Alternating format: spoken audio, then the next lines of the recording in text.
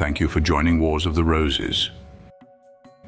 As we continue with Part 42, the name Yahweh, Part 4, the figured monuments of Gnosticism from the Gnostics and their remains, ancient and medieval, by C.W. King. The name Yahweh, Diodorus Siculus, when enumerating the different legislators of antiquity, says, "Amongst the Jews, Moses pretended that the god surnamed Yahweh gave him his laws." And this is elucidated by the remark of Clemens Alexandrinus, that the Hebrew Tetragrammaton, or mystic name, is pronounced Yahweh and signifies he that is and shall be. Diodorus states that the same 4 letters were pronounced by the Samaritans as thus Jahve, by the Jews as Yahweh. Jerome, upon Psalm 8, says, "The name of the Lord amongst the Hebrews is of 4 letters, Iod, he, Vau, he, which is properly the name of God and may be read as thus, Iaho, that is in Latin characters, which is held by the Jews for unutterable." The author of the Treatise on Interpretation says, "The Egyptians expressed the name of the Supreme Being by the 7 Greek vowels thus," which sufficiently explains the mighty potency ascribed to this formula by the inspired author of the Pistis Sophia, and equally so its frequent appearance upon the talismans now under consideration. According to the Talmud, the name of God, which was communicated only to the most pious of the priesthood, was composed of 12 letters. And upon our talismans, the vowels enclosing Yahweh are often found repeated so as to make up that number, whence it may be inferred that their union represents the same ineffable sound. In the same passage, mention is made of another name of God, consisting of 42 letters, which in its turn may serve to account for the lines of often repeated vowels similarly to be met with. Dante alludes to a curious tradition that the name of God revealed to Adam was I, which succeeding times changed into Eli, as seen here. Rabbi Tryphon, who could remember the Second Temple, noticed that the ineffable name, though occurring 100 times in the course of the daily service, was rather warbled than pronounced. A precious hint this, as indicating how the Gnostic strings of boneless vowels give an approximation to the audible and yet unuttered sound. Since the destruction of the temple, the name has never been heard in prayer or pronounced aloud. It is communicated indeed to every rabbi after his ordination, but not in full. 1/2 of it is told, the rest he is left to make out for himself. The first idea of an ineffable name and all its inherent virtues evidently came to the Egyptians, from whom the Jews borrowed it, from the Hindu doctrine respecting the title Aum, itself, like the thus trilateral, representing the triad, Brahma, Vishnu, Shiva, A standing for the creator, U for the preserver, M for the destroyer. The connection between Indian and Egyptian mythology is certain, however difficult to account for, the names of the principal deities in the latter having the appearance of pure Sanskrit. Thus Isis signifies in that tongue the mistress, Tat and Sat, virtue and power, Serapis, Sripa, the blood drinker, Nila, blue water, etc. The original identity of the 2 religious systems no one can doubt who has intelligently studied the monuments of each. But which country instructed the other? The balance of probabilities is strongly in favor of India. The confinement of the peculiar system within the narrow limits of Egypt, betokening an importation by a colony from some very remote source. Traces of a very ancient intercourse between the 2 countries are discernible, though very dimly in history. The Periplus of the Red Sea mentions that as late as Caesar's time, the town Endaman on that coast was the entrepot where the Indian and Egyptian traders used annually to meet. In prehistoric times, therefore, it is conceivable that Brahminical missionaries may have labored amongst the aborigines of the valley of the Nile. This religious analogy manifests itself in the meanest details, in the sacred titles as well as attributes. For example, as the Brahmins teach that each of the letters A-U-M envelops a great mystery, so does the Pistis Sophia, Prayers of the Savior, section 358, interpret thus, as the summary of the Gnostic or Valentinian creed.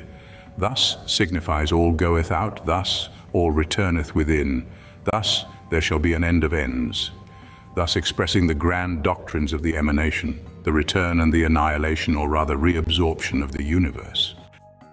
This has a remarkable analogy with the Brahminical definition of God as the self-existing, eternal, supreme being who is the cause of everything and into whom everything is finally absorbed.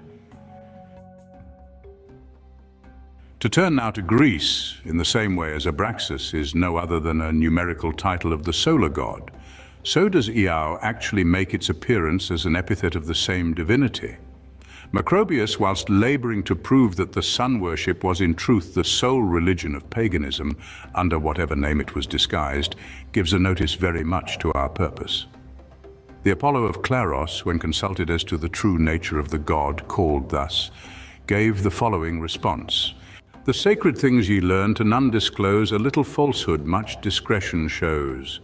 Regard Eos as supreme above, in winter Pluto, in spring's opening Jove, Phoebus through blazing summer rules the day, whilst autumn owns the mild Iau's sway." Thus, where the epithet seems suggested by the name Abraxas so generally coupled with it, here we find Iao expressly recognized as the title of the supreme god whose physical representative is the sun. Again, we have Dionysos or Bacchus added to the list by Orpheus, who sings Jove, Pluto, Phoebus, Bacchus, all are one. A distinct recognition this of the grand principle of Brahmanism, that all the different deities are but representations of the different attributes of the one. The same truth is curiously expressed upon a talisman, Hertz collection, which at the same time sets forth the triune nature of the supreme being whose visible type is the sun. It is a heart-shaped piece of basalt engraved with seated figures of Ammon and Ra, the Zeus and Helios of the Greeks, with the sacred asp erect between them. The reverse bears the invocation neatly cut in characters of the 3rd century, thus seen here. "There is one Bate, one Ather, their power is one and the same, there is one Akori.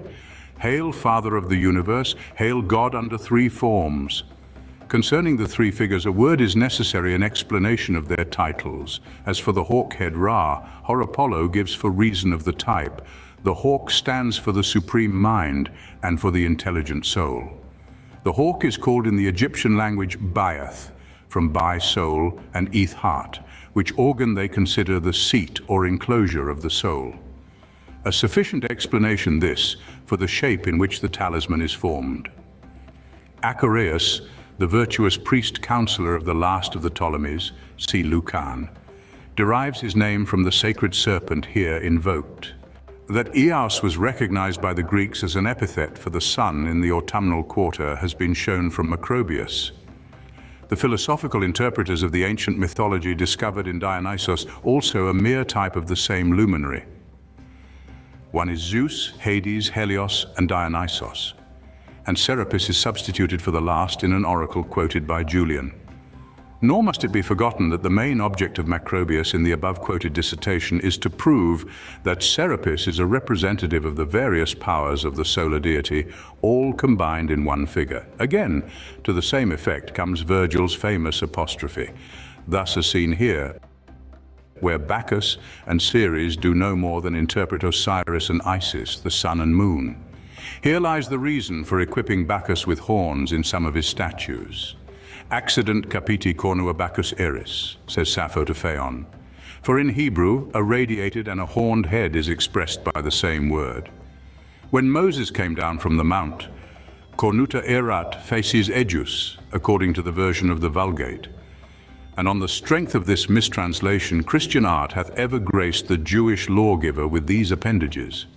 In this very title, Iao undoubtedly lies the origin of the universal persuasion of the ancients that the Jehovah of the Jews, whose name was thus expressed in Greek letters, was no other than the Egyptian Bacchus.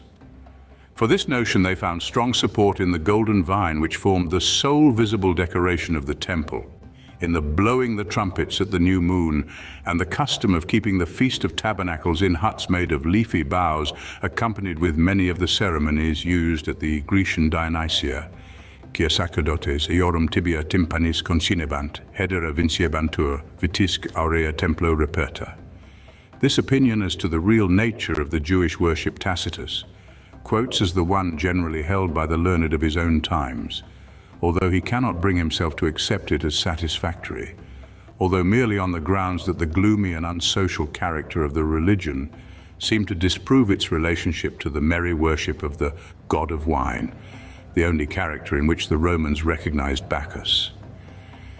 Nevertheless, this ancient theory has found supporters in modern times, notably in the overlearned Dr. Stanley, rector of St. George the Martyr, who, without giving much scandal to his own easygoing generation, advocated this heterodox opinion in an elaborate treatise which puts to shame the boldest flights of the essays and reviews, or even the interpretations of our indiscreet apostle to the Zulus. Ludicrously enough, the German Jews still celebrate the Feast of Purim and the fall of Haman by getting as royally drunk as their means afford, and thus to the present day do their best to perpetuate the old Roman aspersion. Amongst the later Gnostics, indeed, some rites were unmistakably borrowed from the Bacchanalia, singularly modified by Christian doctrine. Epiphanius relates how that they kept a tame serpent in a chest, or sacred ark, and piled loaves upon a table before the same, and then called upon the serpent to come forth. Whereupon, opening of himself the ark, he would come forth, mount upon the table, and twine about the loaves which they broke in pieces, and distributed amongst the worshippers, calling this their perfect sacrifice and their Eucharist.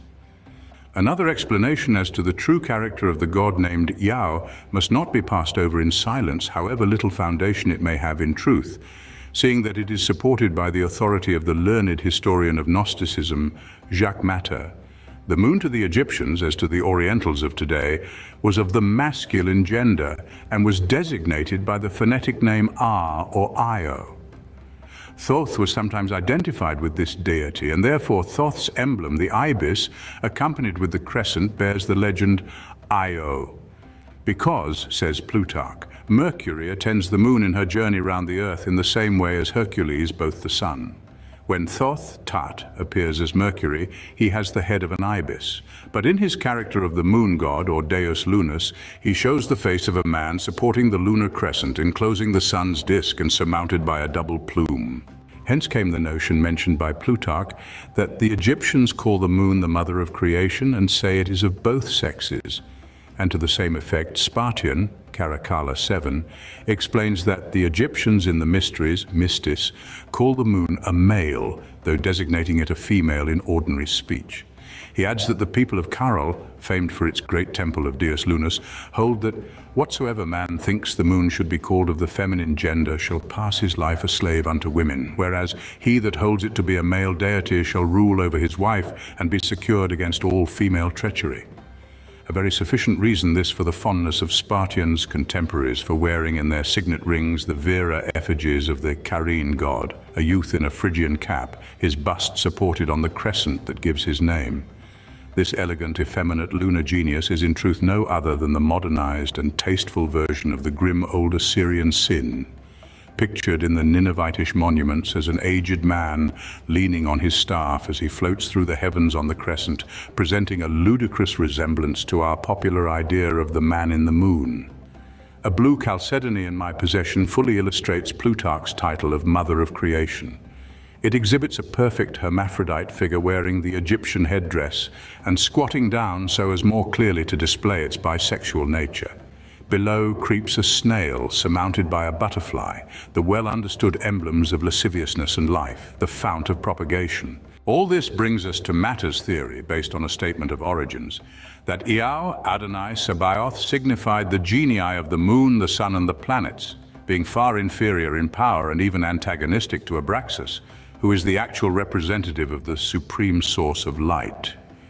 Matter therefore explains the warlike attitude in which the Abraxas god is regularly depicted as declaring his office of scaring away the adversary, or demon Yao, who is expressed by his name alone, placed in the lowest part of the scene to denote his inferiority.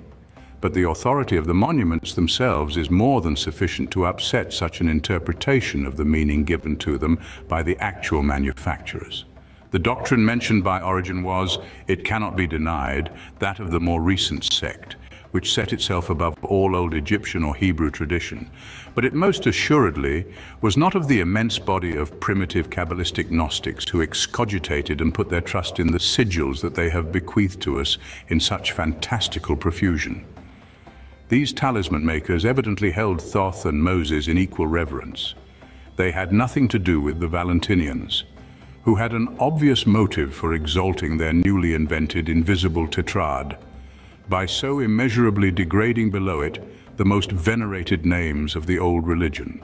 The Valentinians were Greeks by education, really drawing their inspiration from Pythagoras and Plato, and only too well pleased with the opportunity of venting their natural spite upon the most cherished ideas of the Alexandrine Kabbalists, the grand fabricants of our talismans, those veritable pierres d'Israël.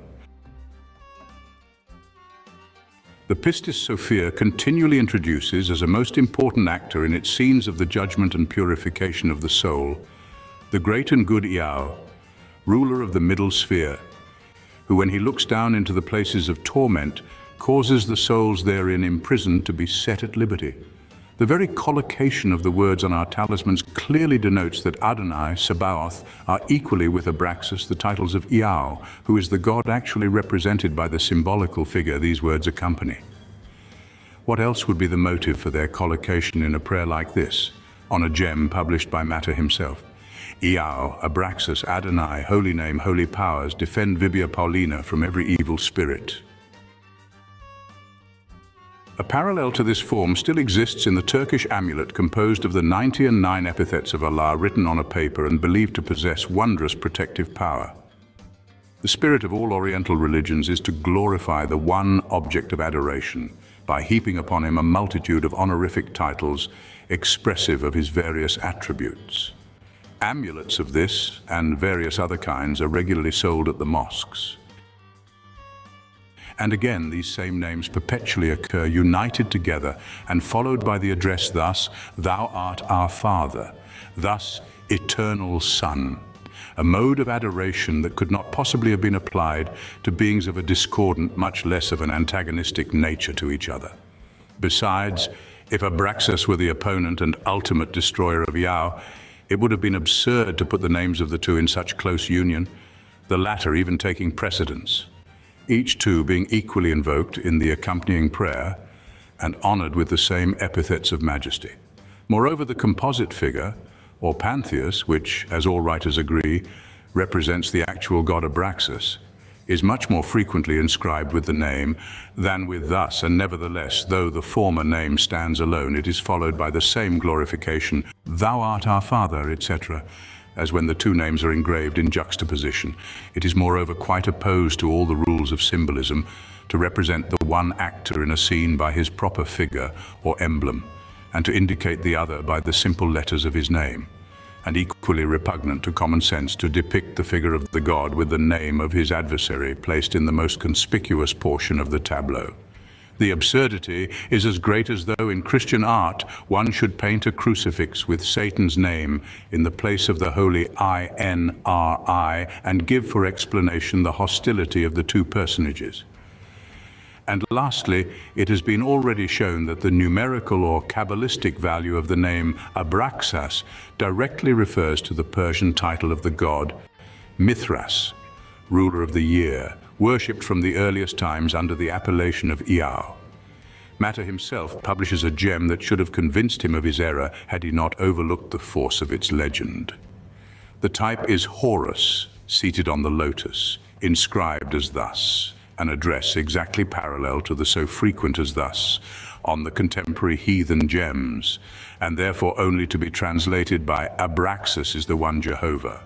The great name, with its normal titles, is often to be observed interpolated by a Gnostic hand upon works of a better period and creed, but whose subjects were fancied analogous to the ideas conveyed by the Iao Pantheus, such as Phoebus in his car, the lion, house of the sun, the Sphinx emblem of royalty, and the Gorgon's head of the destructive force, or of providence. The holy name has often been added to intagli of a foreign nature merely for the sake of turning them into talismans, for example, on the reverse of a heliotrope with victory inscribing a shield. But the most interesting of such adopted types that has come to my knowledge, as unmistakably pointing out the deity really understood by the name Abraxas, is a work discovered by myself amongst the miscellanea of a small private collection, Bosanquet. In this we behold the familiar Pantheus with head of cock, cuirassed body and serpent legs, brandishing the whip and driving the car of Saul in the exact attitude of its proper occupant Phoebus.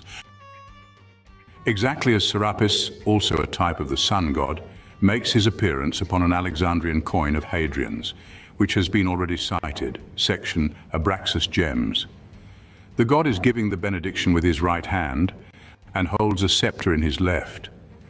Upon another coin of the same emperor and mint, he is seated on the ram, clearly meaning the sun in that sign, and perhaps having no deeper meaning than the date of the month when coined. In the exergue is the salutation thus, "Glory unto thee."